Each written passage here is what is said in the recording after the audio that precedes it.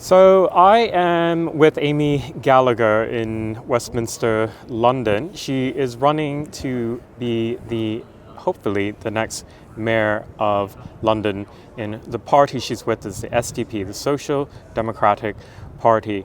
I see you have some flyers in your hand about your campaign. Can you hold it up? Okay. Yeah.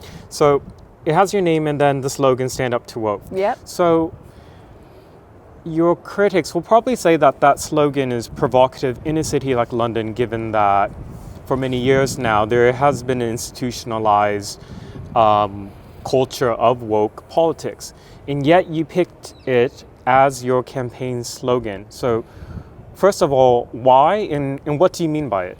Well, firstly, I don't think we should shy away from talking about these issues, and I think what standing up to woke really means standing up to division. I understand that it's kind of provocative, but at the same time, I would say that woke is itself provocative, and I want to return to just kind of a depoliticized city. So what I mean by woke is, I guess, a ideology that sees certain groups as oppressors, certain groups as oppressed, that is pushes ideology that's quite radical in the areas of gender, in the areas of race, in the areas of sexuality, and is very identitarian. And seeks to take over all of our institutions and is very authoritarian. I have nothing against these ideas, but I don't like it when they're pushed onto me. So the campaign, and obviously we've seen over the kind of last 5 or 10 years, lots of people being cancelled for disagreeing with some of the ideas that I've just said. So what I want to return to in London is to return to a culture of neutrality, so that we can all have our own views, but actually nobody's forced to believe anybody else's views. And institutions like transport and policing should be completely neutral. So I don't want to push my views via those institutions, and I don't want any other views to be pushed in those institutions. Can you give some examples of how, in your opinion, that policing or public transport has not been neutral? Yeah, so in our public transport system, our current mayor, Sadiq Khan, puts out lots of advertisements essentially pushing LGBTQ plus ideas. He frequently tweets out trans women are women. We're seeing an increasing amount of gender ideology flags in our public transport system. Even some of our crossings where you cross the road are now kind of rainbows. To me, that should be just completely functional. It shouldn't be pushing any kind of message. When I go on transport, I don't want to have any message pushed onto me.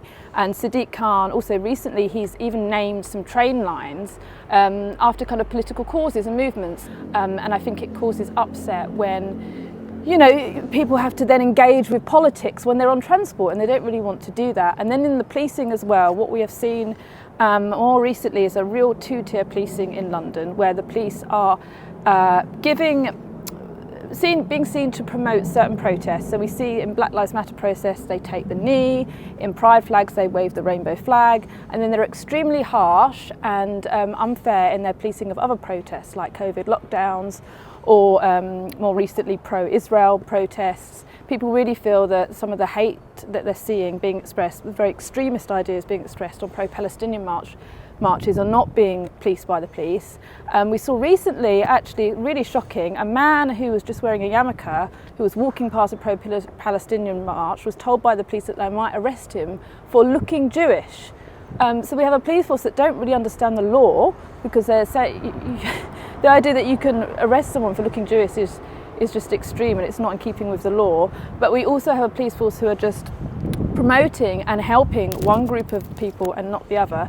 So I would really want to defund any kind of diversity, equity, inclusion training within the police, but I also want to bring in new training about neutrality and the importance of policing without fear or favour, i.e. policing fairly. The only job of the police is to police antisocial or violent behaviour in keeping with the law, and that should apply to everyone.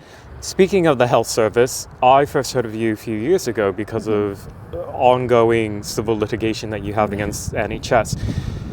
Can you give an overview for people who are not familiar with that case and why it's important, actually? Yeah, so I'm a nurse. I've been working in the NHS for 10 years, and I was training at the Tavistock and Portman NHS Trust to become a psychotherapist. So they started teaching critical race theory as though it was a fact. So they were teaching ideas of white privilege, of whiteness. They were saying all sorts of things that were, to me, overtly racist, not just about white people, but black people as well, making all sorts of generalisations about people based on their skin colour. And I disagreed. side with it. I don't subscribe to the ideas of critical race theory, and essentially they told me that my views were inappropriate. And eventually they continued to sort of bully me and tell me that I shouldn't be able to become a psychotherapist, that my views on race weren't in accordance with the institution and so on. And eventually they sort of essentially hounded me off the course.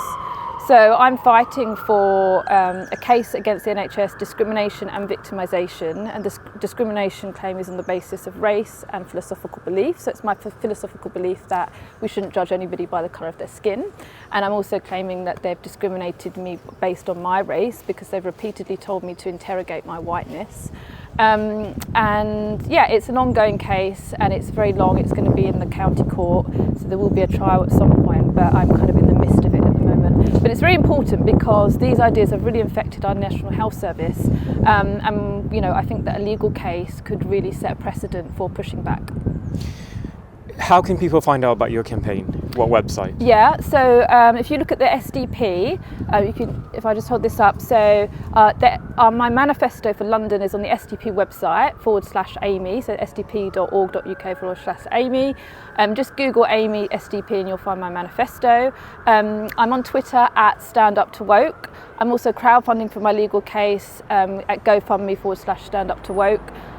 So yeah, you can find me there. And what day is the election day? It's on May the 2nd, so not long. Thank you very much. Thanks, Andy.